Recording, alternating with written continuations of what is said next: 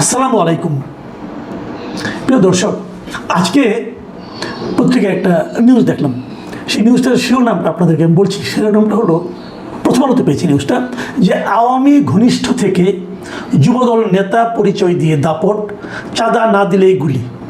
এটা একদম রাজধানীর ঢাকার কমলাপুর এলাকার ঘটনা আর কি। মতিঝিল, আরামবাগ, কমলাপুর এই এলাকা ধরে একজন লোক মাস্তানি করে বেড়াচ্ছে। একটা ফোন নাম্বার থেকে ফোন করে বলে চাঁদা দিতে হবে, না হলে গুলি করবে। কমলাপুরের যে একজন গরুর হাটের যে ইজারাদার ছিল, এমন একজন লোক তিনি ফোন করেছিলেন, টাকা না দেওয়ায় তার ওখানে যে গুলিও করেছেন। এরকম ঘটনা আমি আর ডিটেলে গেলাম না, গেলে এটুকু বলছি। দেখেন, আপনি শিরোনামটা দেখেন, সেটা হলো আওয়ামী ঘনিষ্ঠ থেকে যুবদল নেতা পরিচয় দিয়ে দাপট। একসময় সে আওয়ামী লীগের ঘনিষ্ঠ ছিল, এখন সে যুবদল নেতা নিজেকে পরিচয় দিচ্ছে যে আমি একজন যুবদল নেতা, অতএব সে দাপট দেখাচ্ছে।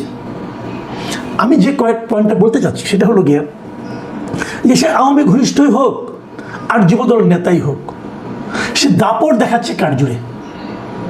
যখন আওয়ামী লীগ ক্ষমতায় ছিল তখন আওয়ামী ঘনিষ্ঠ হওয়াটা একটা দাপটের উৎস ছিল। আওয়ামী লীগ করলে অথবা স্বেচ্ছাসেবক লীগ অথবা যুবলীগ অথবা ছাত্রলীগ, আমার এই পরিচয়টা যদি থাকে তাহলে আমি যা ইচ্ছা তা করতে পারি, পুলিশ আমাকে কিছু বলবে না। এই তো ছিল। এখন সেটা চেঞ্জ হয়ে যুবদল হয়ে গেছে। যুবদল অথবা স্বেচ্ছাসেবক দল অথবা এরকম কোনো একটা ছাত্র দল অথবা জাতীয়তাবাদী দল, যাই হোক না কেন, এই দলের পরিচয়টা যদি আপনি আপনার গায়ে লাগাতে পারেন, এই সাইনবোর্ডে যদি আপনার কপালে লাগুক, বুকে লাগুক, পিঠে লাগুক, যেখানেই লাগুক, যদি লেগে যায় একবার, তাহলে আপনাকে কেউ কিছু বলবে না। আপনি যা বলবেন তাই হবে। এই যে মানসিকতাটা তৈরি হওয়া, এটা কোত্থেকে হলো? ভাবুন একবার, এটা কোত্থেকে হলো? যদি এই পরিচয়টা কোনো কাজে না লাগতো, যদি এই পরিচয়টা সে পুলিশের কাছে ব্যবহার করতে না পারতো, অথবা এই পরিচয় দিয়ে কেউ গেলে পুলিশ যদি তাকে বাড়তি খাতির না করতো, তাহলে কি পরিচয়টা কেউ দিত? একসময় সবগুলো থানা টানা এগুলো কিন্তু লীগের দখলে ছিল। লীগ বলে পরিচয় দিলেই পুলিশ তাকে খাতির যত্ন করতো। এখন যদি লীগের লোকেরা আসে, ওই লোকগুলো এসে লীগের পরিচয় দেয়, খাতির যত্ন পাবে? পাবে, অন্য ধরনের খাতির যত্ন পাবে, উল্টো খাতির যত্ন পাবে। এখন আবার দলের খাতির যত্ন আসছে। তাহলে এই যে দল বা লীগ, এগুলো তো পুলিশের দেখার কথা ছিল না। পুলিশ কেন দেখছে? আপনি যে কোনো একজন পুলিশকে জিজ্ঞাসা করেন কেন দেখছে, পুলিশের কাছে কিন্তু জবাব আছে, খুব ভালো জবাব আছে। তারা বলবেন না দেখলে, যদি এগুলোকে আমরা গুরুত্ব না দিই, তাহলে কি আমরা থাকতে পারবো? আমাকে তো বদলি করে দেবে, এবং খুব খারাপ একটা জায়গায় বদলি করে দেবে। আচ্ছা, বদলিটা কে করে? তার ঊর্ধ্বতন করে। তো ঊর্ধ্বতনকে কে চাপ দেয়, অথবা ঊর্ধ্বতন কেন এই দলকে গুরুত্ব দেয়? দেখেন, আপনি ধীরে ধীরে কিন্তু যদি পেছন দিকে যান, লেজ ধরে ধরে যদি মাথার দিকে যান, আলটিমেটলি কাকে পাবেন বলেন তো? পাবেন ক্ষমতাসীন দলকে। আপনি যদি আরও পেছনে যান, ক্ষমতাসীন দল যাকে স্বরাষ্ট্র মন্ত্রণালয়ের দায়িত্বে বসিয়েছে তাকে পাবেন। উনি তো দার্শনিক মানুষ, উনি কিন্তু কথাবার্তা খুব সুন্দর বলেন, সালাউদ্দিন আহমদ সাহেব। এগুলো যে ঘটে আপনি দেখেন না ভাই। আচ্ছা, আরও যদি উপরে যান, তাহলে পাবেন প্রধানমন্ত্রীকে। প্রধানমন্ত্রীকে বুঝেন যে আলটিমেটলি কিন্তু বদনামটা ওনার হচ্ছে। দেখুন, আমি আরও কয়েকটা ঘটনা বলি আপনাদেরকে। কিছুদিন আগে বরিশালে একটা ঘটনার কথা মনে আছে? ওই যে আপনার অন্ডকোষে চাপ দিয়ে চেক সিগনেচার করে নেওয়া, অথবা দলিলে সাদা স্ট্যাম্পে সিগনেচার করে নেওয়া, খেয়াল আছে আপনাদের? তারপরে আরেকটা ঘটনা বলি, নরসিংদীর একটা ঘটনা। নরসিংদীতে কী হলো, এক লোক বালু ব্যবসায়ী, তাকে ওখান থেকে উঠিয়ে নিয়ে যে এক বিএনপি নেতা তার বাড়িতে নিয়ে মারধর করেছে, এবং কানের কাছে যে বলেছে তুই এলাকা ছেড়ে চলে যা, এবং বলার সময় আদর করে কানের মধ্যে একটা কামড়ও দিয়ে দিয়েছে। এবং কামড় দেওয়ার ফলে ওই ভদ্রলোকের কানে 4টা সেলাই করতে হয়েছে। এই সেলাইটা ডাক্তারাই করেছেন ওখানকার হাসপাতালে। যে পরে একটা মামলা হয়েছে, যে লোক কামড় খেয়েছে তিনি কিন্তু মামলা করার সাহস পান নাই। মামলা করেছেন আরেকজন লোক, উনি আবার ছাত্র দল করেন, উনি নাকি ওই ব্যবসায়ীর বিজনেস পার্টনার। আচ্ছা, উনি মামলা করেন, যে কামড় খেলেন উনি মামলা করলেন না কেন? ভাবুন, এই প্রশ্নগুলো তো আমাদের মনে নিশ্চয়ই আসে। যিনি কামড় খেলেন উনি কেন মামলা করলেন না? হয়তো উনি গিয়েছিলেন, মামলা নেয়নি, অথবা বলা হয়েছিল ও আসলে মামলা নেবে না। এরকম তো হয়। আপনি কিন্তু চাইলেই থানায় গেলে মামলা করতে পারবেন না, যাই দেখেন, পারবেন না। পুলিশ মামলা নেবে না, আপনি কাছে কী করবেন? মামলা নেওয়ানোর জন্য অনেক সময় লোকে আদালতের কাছে যায়, যে পুলিশকে বলে দেন যেন মামলা নেয়।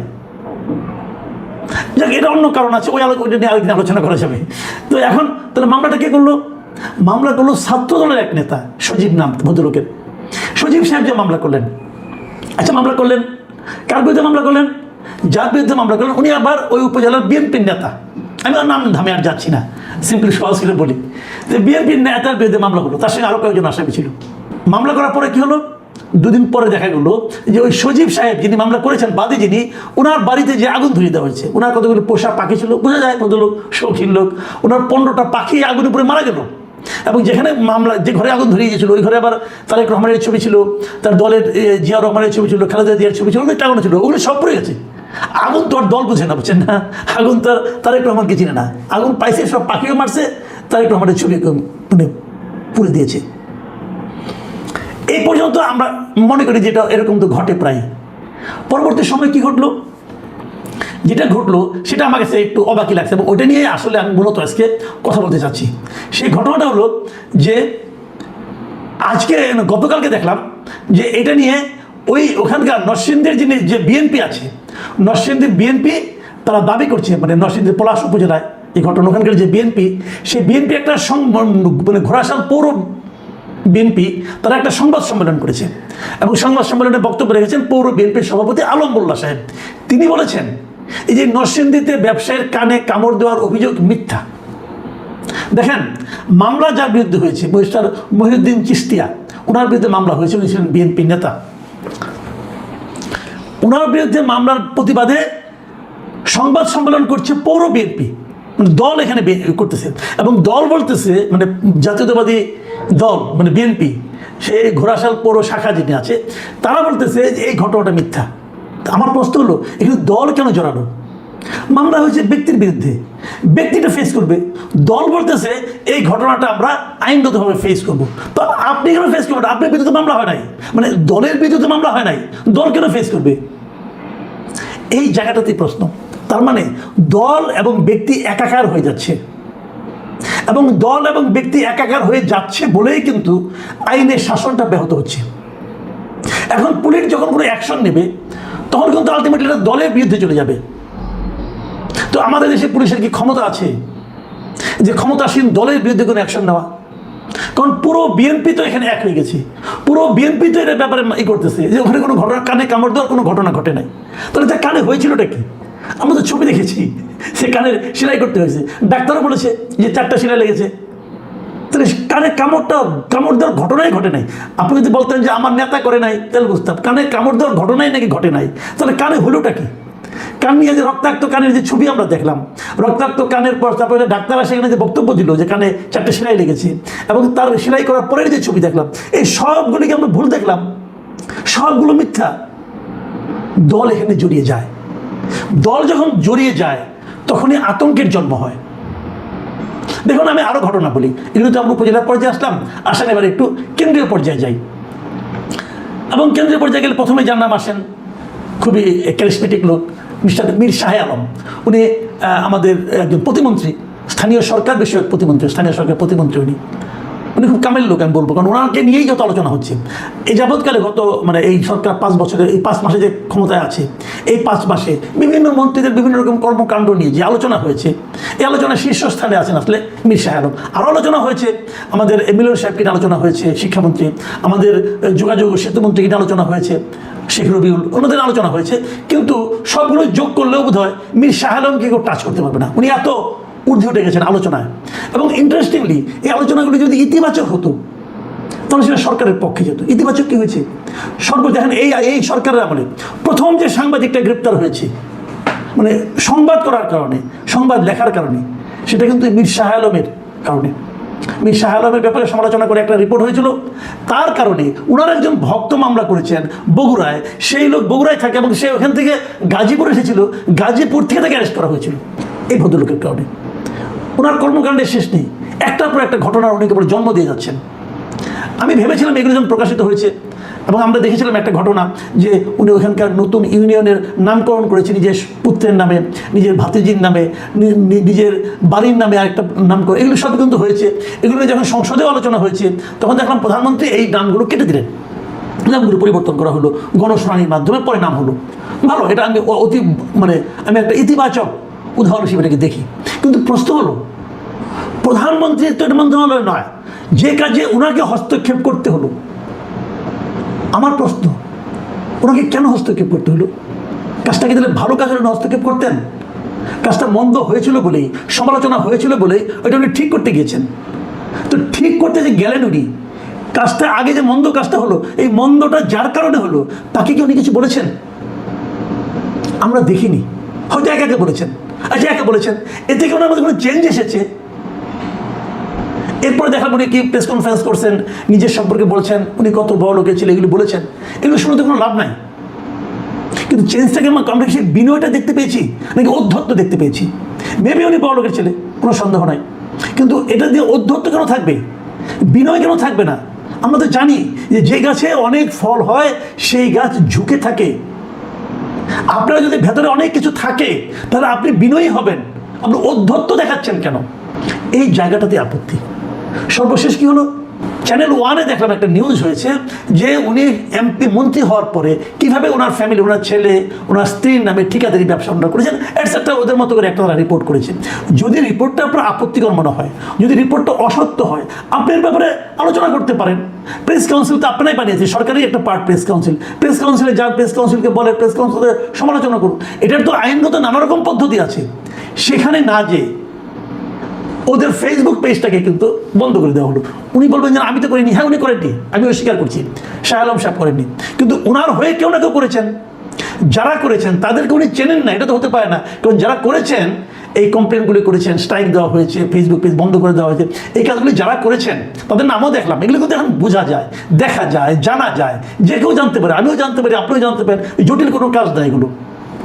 যারা করেছেন তারা কি মনে করেন আপনি এটা করার সঙ্গে সঙ্গে এসে শাহ আলম সাহেবকে ফোন করে বলেন নাই যে নেতা ডিসি বন্ধ করে? বলছেন তো। আচ্ছা, চ্যানেল ওয়ানের মালিককে সাংবাদিকতাই করে, কোনো সন্দেহ নেই। আমাদের বন্ধু বান্ধব সেখানে ভালো ভালো পদে আছেন এবং তারা জেনুইন সাংবাদিকতা করার চেষ্টাই করতেছেন। ওনাদের বেশ কয়েকটা নিউজ আলোচিত হয়েছে, আমার খুব পছন্দ যে ওনারা আসলে জানান যে ওনারা করার চেষ্টা করছেন। খুবই পেশাদার কিছু লোক এটার মাথায় আছেন। কিন্তু মালিককে যত যাই বলেন, এই সমস্ত চ্যানেল মিডিয়া এগুলো কিন্তু মালিকের ইচ্ছার বাইরে যেতে পারে না। মালিককে, মালিক কিন্তু বিএনপি সংশ্লিষ্ট একজন লোক, এটা সবাই জানে। তো বিরোধটা কোথায়? নরসিংদীতে বিরোধ কোথায়? যে মামলার বাদী সেও বিএনপি সংশ্লিষ্ট, যে মামলার আসামি তিনিও বিএনপি সংশ্লিষ্ট। এখানেও আমরা একই জিনিস দেখছি। ঘটনাটা কি? নিজেদের মধ্যে মারামারি লেগে গেল এত তাড়াতাড়ি, যেটা নাকি আওয়ামী লীগের হতে লেগেছিল অনেক বছর, আর এটা অনেক মাসের মধ্যে হয়ে গেল। এই জায়গাটাতেই আমার প্রশ্ন। দেখুন, আপনারা বলবেন হ্যাঁ আমরা মারামারি করছি, আপনারা তো মাথা ব্যথা কেন? আমার মাথা ব্যথা না। যখন আপনারা মারামারি করেন তার উত্তাপটা এসে কিন্তু আমাদের গায়ে লাগে। আপনাদের কিছু হয় না, আপনারা একসময় আবার মিলমিশ করবেন, আবার একসময় কেউ না কেউ এসে মিলাই দিবে, হ্যান্ডশেক করবেন, সবই ঠিক আছে। বিপদে পড়বো আমরা কারা? আমরা সাধারণ মানুষরা। অথবা যে সমস্ত সাংবাদিকরা মালিকের প্ররোচনায় উৎসাহ পেয়ে এই সমস্ত রিপোর্ট করেন, দেখেন তার চাকরি কদিন থাকে। আমার তো সন্দেহ আছে। আমার অতীত ইতিহাসটা আমার কিছু আমার জীবনে কিছু ঘটেছে, আমরা তো কিছু জানি। মালিকের কথা অনুযায়ী, মালিকের আশকারা পেয়ে, মালিকের উৎসাহ পেয়ে রিপোর্ট অনেকে করে। তারপরে রিপোর্টে যার বিরুদ্ধে যায় তার সঙ্গে মালিকের খাতির হয়ে যায়, এবং খাতির হওয়ার পরে মাঝখান থেকে ওই রিপোর্টারে জান যায়, তার চাকরি যায়। অদ্ভুত এক দেশে থাকি আমরা। আমি অনুরোধ করব যে আমাদের যিনি প্রধানমন্ত্রী আছেন, আমি ওনার সম্পর্কে আমার অতি উচ্চ ধারণা। উনি নিজে ব্যক্তিগতভাবে অনেক কিছু করার চেষ্টা করছেন। এটা ওনার যারা সমালোচনা করেন তারাও স্বীকার করবেন যে উনি ব্যক্তিগত জীবনযাপনের মাধ্যমে, বিভিন্ন কর্মকাণ্ডের মাধ্যমে অনেক ইতিবাচক কাজ করার চেষ্টা করছেন। আমার ওনার কাছে সবিনয় প্রশ্ন, আপনারা যারা সহকর্মী আছেন, যারা ঘনিষ্ঠ সহকর্মী হিসাবে বাইরে নিজেদেরকে পরিচয় দেন, তারা কি আপনার ওই কর্মকাণ্ড, ওই আচরণগুলোকে আসলেই ফলো করতে পারছে? আপনি ভদ্র মানুষ, হয়তো কাউকে মুখের উপর কটু কথা বলেন না, কিন্তু এই যে আপনার ভদ্রতা, এটাকে কি অনেকে দুর্বলতা মনে করছে না? মাথায় রাখবেন, ওই যে কানে কামড়, ওটা কিন্তু ওই ব্যবসায়ীর কানে যতটুকু লেগেছে ততটুকু কিন্তু আপনার কানেও লাগার কথা। যদি লাগে তাহলেই আপনি হতে পারবেন মানবিক প্রধানমন্ত্রী। লেগেছে কি? এই প্রশ্নটা কিন্তু থাকলো। আর বরিশালের ওই ঘটনা বললাম না, কারণ ওটা শুনতে খারাপ শোনা যাবে।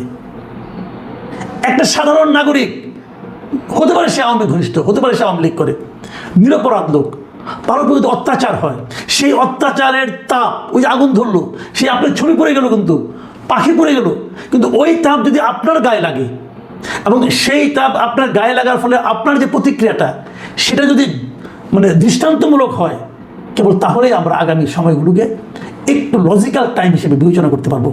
আমরা ভাবতে পারবো আপনি কিছু করার চেষ্টা করছেন, নতুবা দায় কিন্তু এসে আপনার উপরে পড়বে। আমি আশা করি আমাদের মাননীয় প্রধানমন্ত্রী এই বিষয়গুলির ব্যাপারে সতর্ক হবেন। প্রিয় দর্শক, এখন এ পর্যন্তই। আল্লাহ হাফেজ।